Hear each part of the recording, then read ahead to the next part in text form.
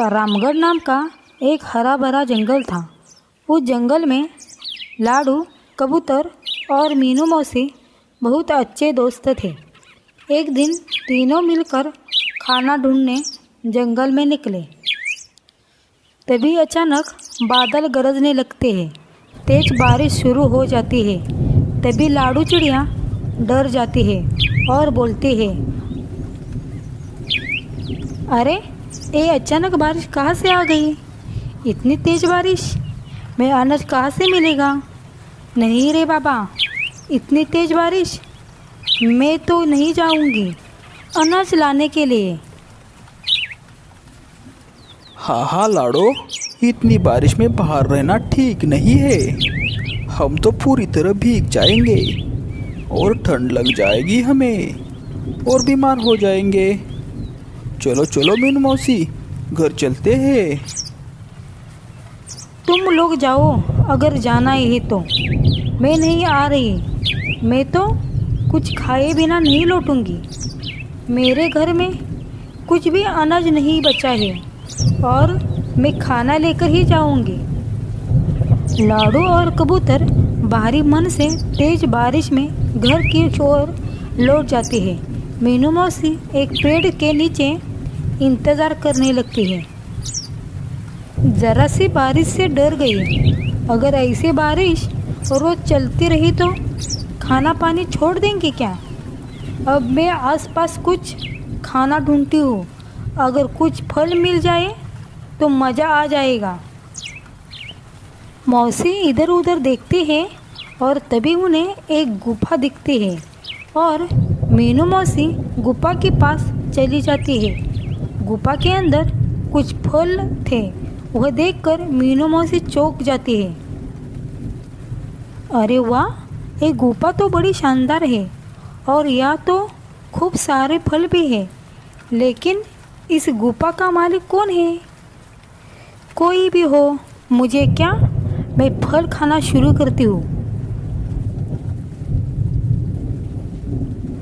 मीनू मौसी फल खाने लगते हैं। तभी एक शिकारी आ जाता है। अरे चिड़िया, कौन है तू? मेरी गुफा में कैसे घुसी? और तो और मेरे फल भी खा रही है। तुझे मैं अभी सबक सिखाता हूँ। तेरी हिम्मत कैसे हुई मेरी गुफा में घुसने की? माफ़ कीजिए, बारिश में फंस गई थी। बहुत भूख लगी थी। मैं अभी चली जाती हूँ। मुझे पता नहीं था ये आपकी गुफा है। मुझे माफ़ कर दीजिए। मैं आपके फल ला कर दूँगी। अरे बूढ़ी चिड़िया, अब तू यहाँ से नहीं जा सकती। जो एक बार इस गुफा में आया वो यही का हो जाता है। अभी तो भूख नहीं है मुझे। चल, अब पिंजरे में बंद कर देता हूँ तुझे। बाद में खाऊंगा तुझे मैं। हा हा हा हा हा। अगले दिन बारिश रुक जाती है। सभी पक्षी कबूतर के घर पहुँचते हैं। अरे दोस्तों, मीनू मौसी अब तक क्यों नहीं लौटी है? मुझे लगता है जरूर कोई मुसीबत में फंस गई है मौसी। हाँ, हमें कुछ करना चाहिए। चलो सब अलग अलग दिशा में उन्हें ढूंढते हैं। कबूतर भैया, हम उसी जगह पर जाते हैं जहाँ कल गए थे।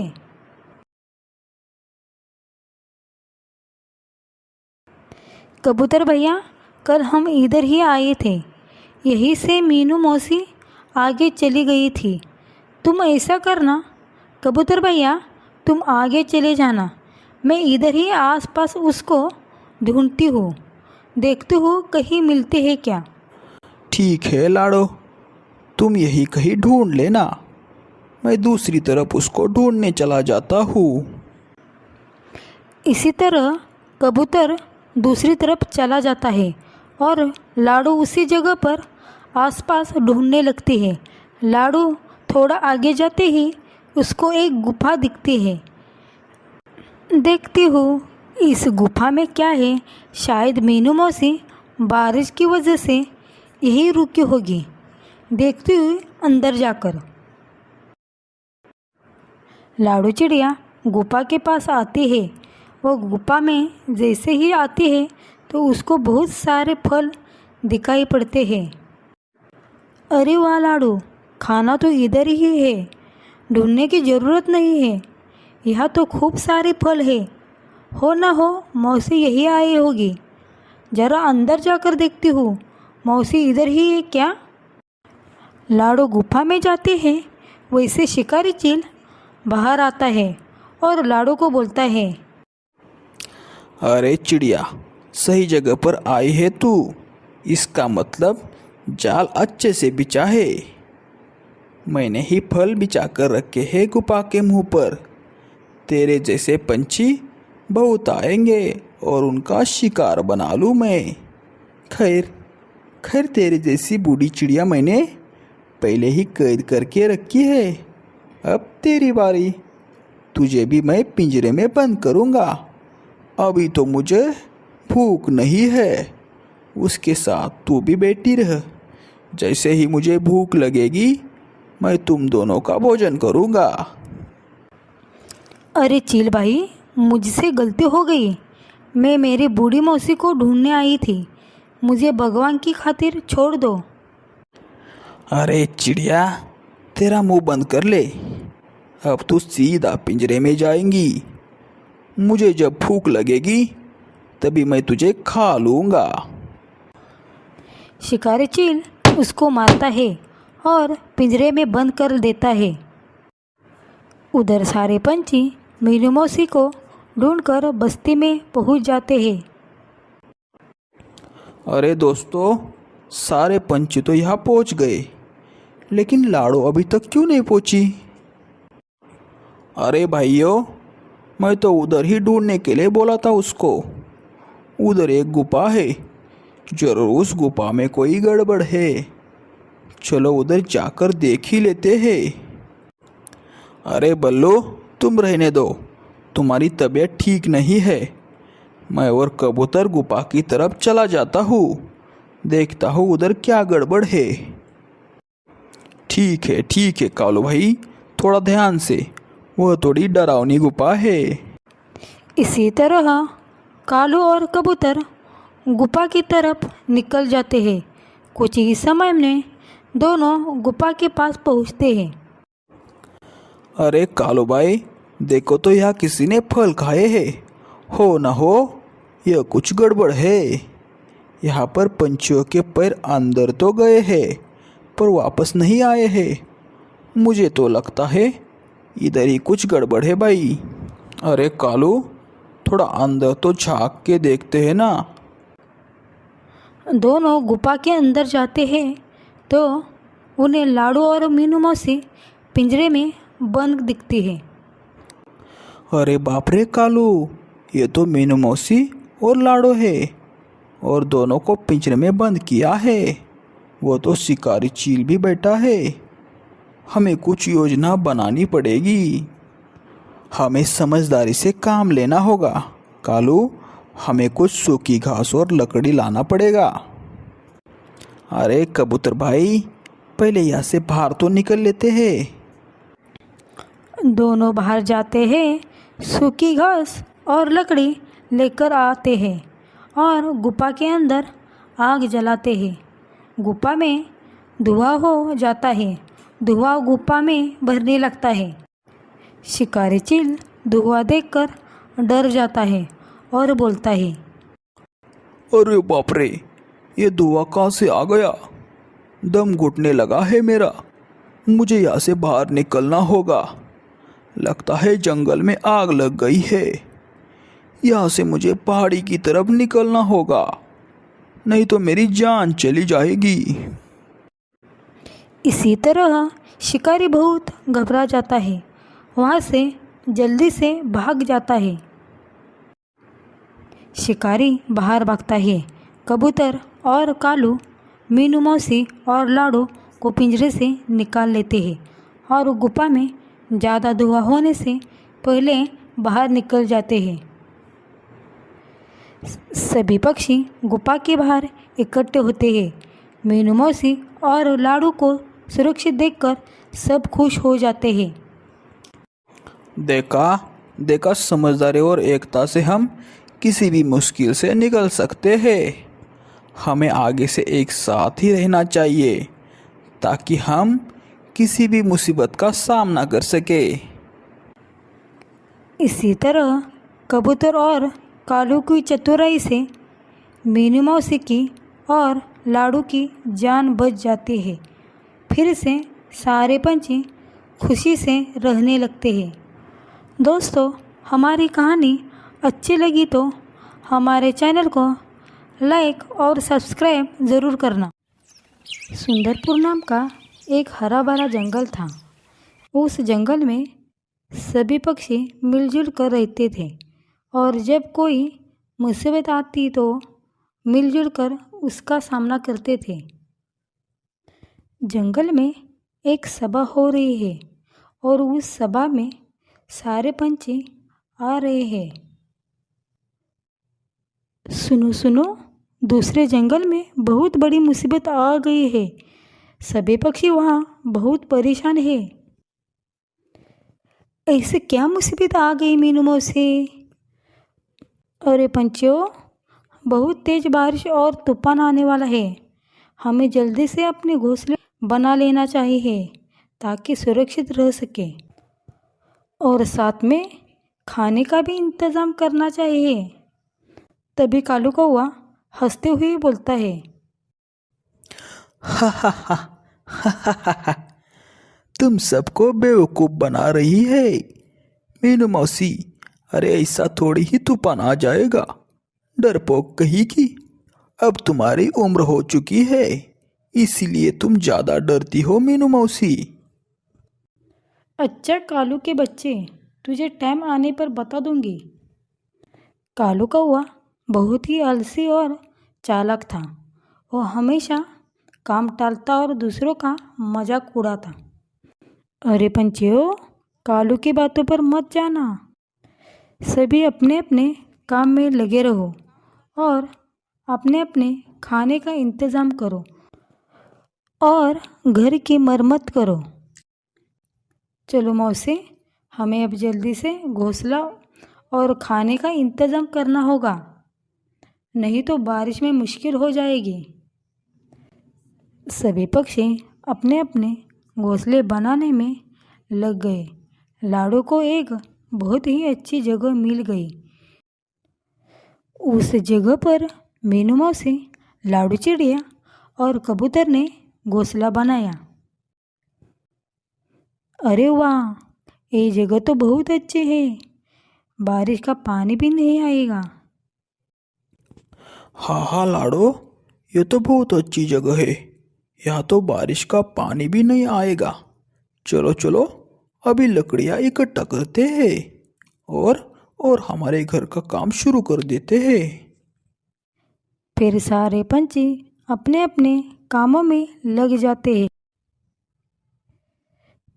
थोड़े ही दिनों में सबके घोंसले बन गए। लाडू कबूतर और मीनू मौसी एक साथ बैठे और बातें कर रही थी। घर तो बन गया बेटा, लेकिन अनाज लाना बाकी है। मैं तो अब थक गई है। कोई बात नहीं मीनू मौसी, हम आपके लिए अनाज ले आएंगे। आप घर पर ही आराम करना मीनू मौसी, हम जल्द ही अनाज लेकर वापस आ जाएंगे। और क्या, हम घर मिलकर बनाया है तो खाना भी मिलकर लाएंगे। आप चिंता मत कीजिए मौसी। तभी कालू कौवा जंगल में घूम रहा था। तभी उसे एक घोंसला दिखाई पड़ता है। कालू उसे घोंसले के पास चला जाता है। घोंसले में कोई नहीं था। कालू बहुत खुश हो जाता है। वाह, बिना मेहनत के बना बनाया घर मिल गया। अब मैं आराम से रहूँगा। अब से यह घर मेरा है। ऐसा मेहनत करना पड़ता है, तभी बना बनाया घर मिलता है। जंगल के पंछी तो पागल है पागल। कुछ ही दिन बाद तेज बारिश शुरू हो गई। बिजली कड़क रही थी। पानी जोर से बरस रहा था। मीनू मौसी, लाडू और कबूतर लाडू के घर में बैठकर बारिश का मजा ले रहे थे।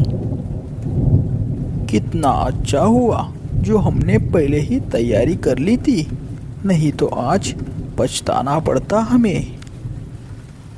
मीनू मौसी, अगर आपने नहीं बताया होता तो अब हमने कालू की बात मान ली होती, आज हम सब भीग रहे होते। उधर कालू के घर में पानी टपक रहा था, ठंड लग रही थी और खाने को भी कुछ नहीं था। अरे बाप रे, मीनू मौसी की बात ही सही थी। इस घर में तो पानी भी टपक रहा है, अब भूख भी तो लग रही है, अब तो ठंड भी तो लग रही है। मुझे चलो कुछ जुगाड़ करते हैं। ऐसा करता हूँ, लाड़ो के पास ही चला जाता हूँ, उसके पास कुछ ना कुछ मुझे जरूर मिलेगा।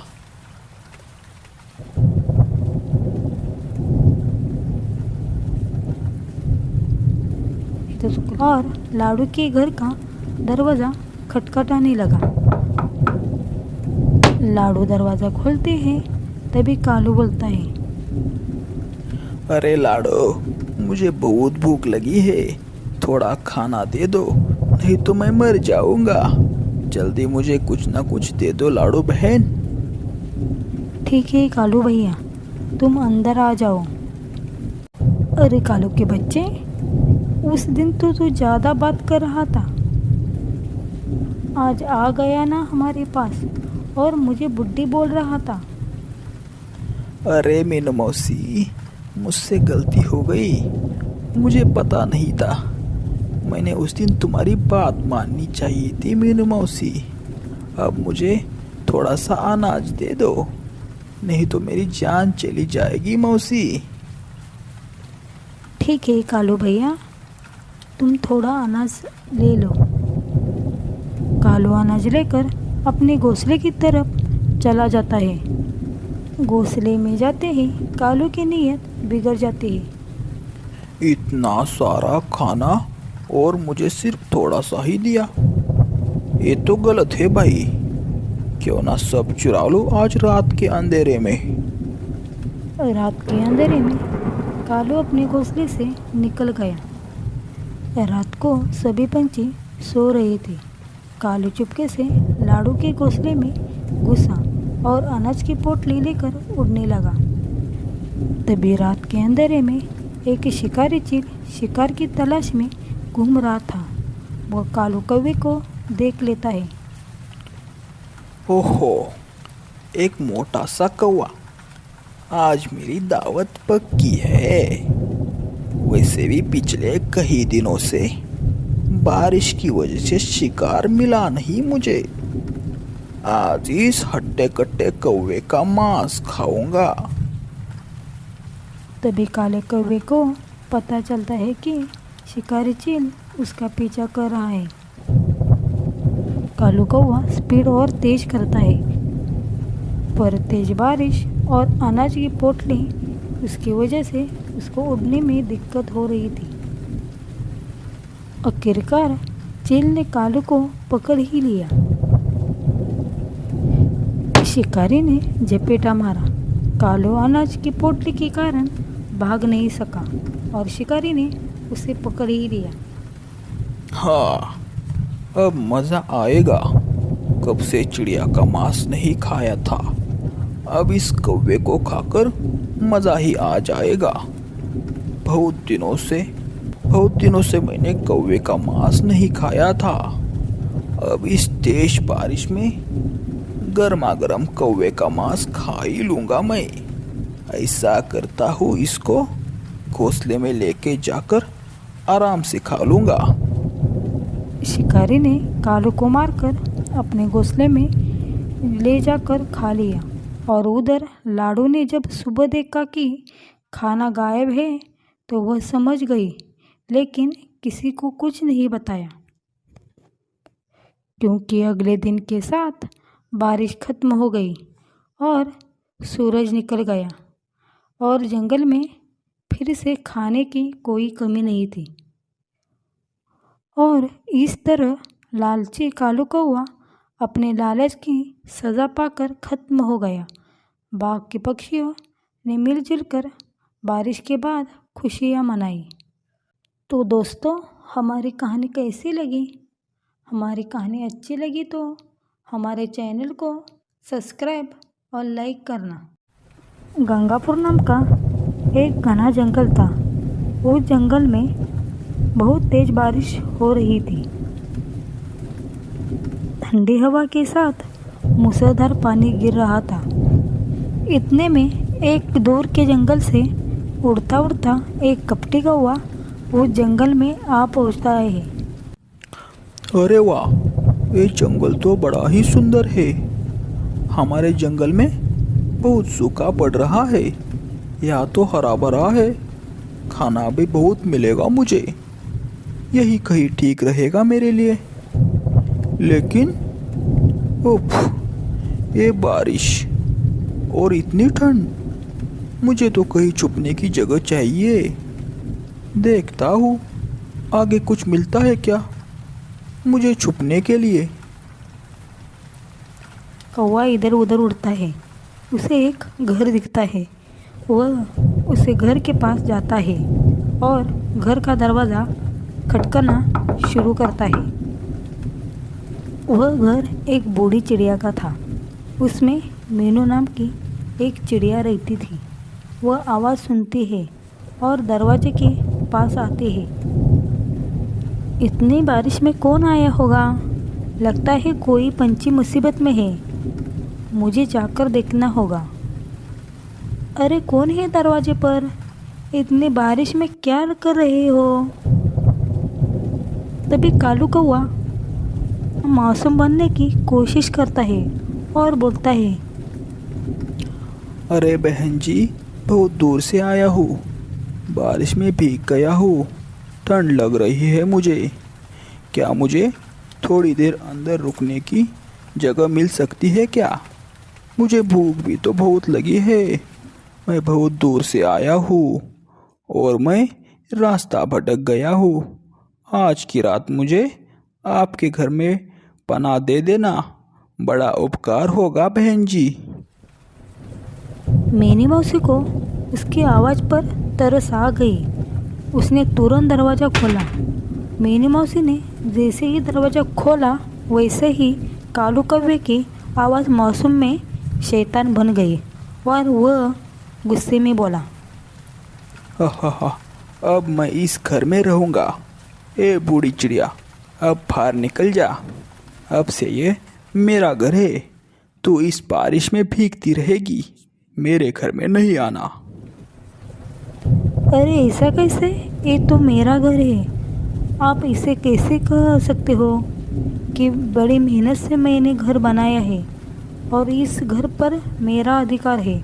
आपने तो मुझे बना मांगी थी और आप मुझसे ही बदतमीजी कर रहे हो। ए बूढ़ी चिड़िया, तुम मुझे सिखाएगी कि घर किसका है? यह घर मेरा है। तू ऐसे तो मानेगी नहीं। अभी मैं तुझे सबक सिखाता हूँ। लेकिन कपटी कौवा बहुत ताकतवर था। उसने मौसियों पर हमला कर दिया। बेचारी मौसी डर कर जंगल में भाग गई और कालू कौवे ने घर पर कब्जा कर लिया।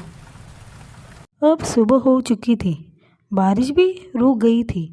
कपटी कौवा बाहर निकला और चारों ओर देखने लगा। वाह, कितना अच्छा जंगल है। इधर तो सब पंछी डरपोक है। सब तो मुझसे डर रहे हैं। लगता है इस जंगल में और भी चिड़िया के घर हो गए। घर तो बना बनाया मिल ही गया। अब घर का तो इंतजाम हो गया, पर पेट का भी इंतजाम करना पड़ेगा कालू। किसी चिड़िया का घोंसला देखकर उसके घोंसले में खाना चुनना पड़ेगा। चलो चलो, कुछ और खाने की तलाश की जाए। कौवा इधर उधर घूमता है। एक पेड़ की टहनी पर उसको एक चिड़िया दिखती है। वह उसके पास जाता है और बोलता है, ओए चिड़िया, तुम्हारा क्या नाम है? तुम मुझसे दोस्ती करोगी क्या? और तो और, तुम्हारा घर कहाँ पर है? मुझे मुझे बहुत भूख लगी है। तुम्हारे घर में क्या क्या है? तुम्हारा घर तो थोड़ा मुझे दिखा दो ना। मैं तुम्हें अपना घर क्यों दिखाऊं? तुम जैसे कपटी कौवे से दोस्ती नहीं करनी मुझे। मेरे दोस्त बहुत हैं इस जंगल में। तुम्हें तो मैं जानती भी नहीं हूँ और तुम मुझे घर का पता पूछ रहे हो। तुम्हारे साथ दोस्ती मैं नहीं करूँगी। कौवा फिर से गुस्से में आ गया और लाडो पर हमला कर दिया। लाडो अपनी जान बचाकर भाग गई, लेकिन कौवे ने उसका पीछा कर दिया और उसके घर का पता कर ही दिया। उसके साथ ही घर में घुस गया और उसका सारा अनाज खा लिया। कौवे के डर से लाडू चिड़िया वहाँ से भाग जाती है और एक पेड़ के ऊपर रोते हुए बैठती रहती है। लाडो पेड़ पर रो रही थी। इतने में मीनू मौसी आती है।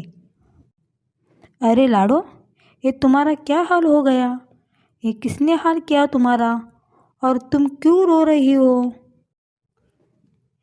क्या बताओ मीनू मौसी, कपटी कौवे ने मेरे घर पर कब्जा कर लिया और मेरा सारा अनाज खा लिया जो मैंने बरसात के लिए बचा के रखा था, और तो और घर से भगा दिया। अच्छा लाडू, तुम्हारे साथ भी उस कौवे ने ऐसा ही किया? मुझे तो मेरे घर से भगा दिया और मेरे घर पर कब्जा करके बैठा। पता नहीं कौन से जंगल से आया है। अगर हम ऐसा ही सहन करेंगे तो हम यह कौवा जंगल में रहने नहीं देगा। हमें ऐसे ही हमारे जैसे और पंछियों को ऐसा ही तंग करता रहेगा। हमें इसके ऊपर कुछ ना कुछ सोचना पड़ेगा। हम ऐसा करते हैं, हमारे जंगल के पंछियों को जाकर ये सारी हकीकत बोलते हैं। उनको भी यह कौवा ऐसे ही बाद में परेशान करेगा। हम सब जानकर कबूतर और बाकी सारे पंछियों को मिलते हैं। हम सब मिलकर इसका सामना करेंगे। इसी तरह लाडो और मीनू मौसी कबूतर के घर में सभी पंछियों को बुलाकर आपातकालीन मीटिंग बुलाते हैं। दोस्तों, अगर हम सब मिलकर योजना बनाएंगे तो उस कपटी कौवे को सबक सिखा सकते हैं। हाँ, उसने मुझे भी घर से भगा दिया, और तो और वो सारा अनाज में कब्जा करके बैठा है। दोस्तों, मैं बताऊंगा नहीं, करके दिखाऊंगा। मेरी योजना से वो कौवा इस जंगल को छोड़कर भाग जाएगा। ठीक है कबूतर भाई, अब हम तुम्हारे ऊपर सब छोड़ते हैं। अब तुम्हारे ऊपर ही हमने भरोसा रखा है। जो तुमने करना है कर लो, पर उसे कौवे को इस जंगल से भाग लो। अरे दोस्तों, आप मेरे ऊपर सब छोड़ दो, मैं उसका देख लूँगा। दूसरे दिन कालू कौवा एक पेड़ के ऊपर धूप सेकते हुए आराम से लेटा था। तभी कबूतर उसके पास आता है और उसको बोलता है, अरे कालू भाई, नमस्ते। कैसी तबीयत है? क्या हम दोस्त बन सकते हैं? मेरे साथ जंगल का कोई भी पंछी बात नहीं करता है। मैं तुम्हारे साथ दोस्ती करना चाहता हूँ ताकि हम दोनों एक साथ जंगल के सारे पंछियों को सबक सिखा सके। तुम मुझसे दोस्ती क्यों करना चाहते हो? इसके पीछे तुम्हारी कोई चाल तो नहीं है? मुझे तो तुम्हारे ऊपर शक हो रहा है। इतने दिनों से तुम कहाँ थे और अभी अचानक आए हो मेरे से दोस्ती करने? अरे नहीं कालू भाई, मुझे उन सारे पंछियों से बदला लेना है। तुम्हें अंडे बहुत पसंद है ना? मुझे पता है। मैं उन पंछियों के घोंसले बता दूंगा जिनमें अंडे हैं। यह मैं खुद तुम्हें ला कर दे सकता हूँ। अंडे बस बदला पूरा करना है कालू भाई हमने। अंडे का नाम सुनते ही कालू का मन पिघल गया। कौवे के मुंह से पानी आ गया। अरे अरे, कौन बोला मैं तुमसे दोस्ती नहीं करूँगा? मैं तो तुम्हारे ऊपर खामोखाम शक कर रहा था। मैं तुम्हारे साथ दोस्ती करने के लिए तैयार हूँ। तुम क्यों कष्ट उठाओगे? मैं तुम्हारे साथ ही चलता हूँ। तुम मुझे बस घोंसला दिखा देना, मैं उधर ही अंडे खा लूँगा। ठीक है कालू भाई, तो अभी मेरे साथ चलो, मैं तुम्हें घोंसला दिखा लूँगा और तुम अंडे खाते रहना आराम से। अरे ठीक है कबूतर भाई, चलो अभी चलते हैं। कबूतर कालू को घोंसले की तरफ लेकर जाता है। दरअसल वो घोंसला एक चील का होता और उसे घोंसले में चील के अंडे होते हैं। उस समय चील उस घोंसले में नहीं था। कबूतर ने कालू को फंसाकर उसे घोंसले के पास ले गया और उसे वहाँ छोड़ दिया और बोला, अरे कालू भाई, ये देखो कितने बड़े अंडे हैं। इसमें से एक भी अंडा खाया तो तुम्हारा पेट भर ही जाएगा।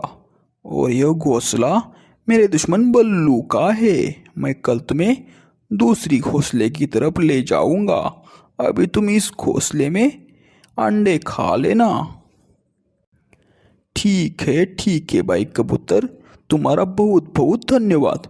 इतने बड़े अंडे तो मैंने कभी नहीं देखे। मैं इस अंडों को खा लूँगा आराम से बैठकर। तुम अब चले जाना भाई। कबूतर वहाँ से चला जाता है और एक पेड़ के पीछे छुप कर बैठता है। वहीं पर सारे पंछी योजना के मुताबिक छुप के बैठे थे। अरे वाह, कितने बड़े अंडे हैं। अब इसे खाकर मज़ा ही आ जाएगा। कालू अंडे खाने ही वाला था, तभी वहाँ पर एक चील आ जाता है, क्योंकि वह घोंसला एक चील का था। कालू कौवा चील को देखता है और डर जाता है। अरे बाप रे, मेरे साथ धोखा कर दिया उस कबूतर ने। क्या रे कौवे, तेरी इतनी हिम्मत, जो मेरे घोंसले तक पहुंच गया तू। और तो और मेरे अंडे खाने आया है। अरे चील भाई, मुझे पता नहीं है ये किसका घोंसला है, मुझे माफ कर दो। कौवे, इसकी कीमत अब तू जरूर चुकाएगा।